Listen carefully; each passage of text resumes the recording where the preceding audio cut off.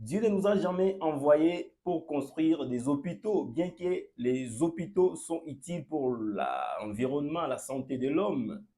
Dieu nous a envoyés pour prêcher l'évangile. Et prêcher l'évangile, ça veut dire démontrer la puissance de Dieu. Nous devons faire une grande différence entre distribuer les tracts, entre dire aux gens de bonnes choses et leur prêcher l'évangile. L'évangile ne consiste pas en paroles seulement. L'évangile consiste en puissance. C'est la démonstration de la puissance qui est la prédication de l'évangile. Alors, ne te contente pas de dire que tu as parlé à une masse donnée de gens. La question, ce n'est pas d'avoir parlé aux gens. La question, c'est de les prêcher l'évangile. Alors, ce qui est étonnant, c'est de voir que les gens, au lieu de prêcher l'évangile, ils se vantent par des discours savamment tissés.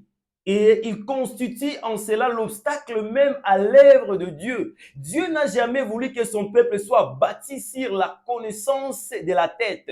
Dieu a voulu que son église soit bâtie sur l'expérience du surnaturel. L'évangile, c'est le surnaturel qui vous est manifesté. C'est le témoignage de Jésus-Christ, de la puissance de sa résurrection. C'est de voir Jésus-Christ dans sa forme ressuscitée, étant le même hier, aujourd'hui et éternellement. La plupart des fois, nous perdons notre temps, ou alors nous prenons notre temps d'influencer les gens par les discours, et leur foi n'est pas basée sur la réalité, mais sur la théorie. Et alors que la foi doit être basée sur quelque chose de consistant et de réel, une expérience, un contact.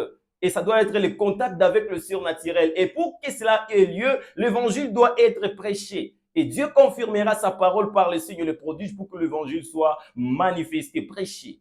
Alors, prédicateur, prêches-tu l'évangile ou juste tu es un discoureur? C'est un appel que je nous lance. Nous devons passer de discoureur à prédicateur de l'évangile. Parce que le monde attend, le monde soupire, le monde est dans l'attente de voir l'évangile prêché. Il y a beaucoup de gens qui ont vécu des années et des années participant dans des cultes, dans des réunions, mais ils n'ont jamais participé à une prédication de l'évangile, ça veut dire à une démonstration de la puissance de Dieu.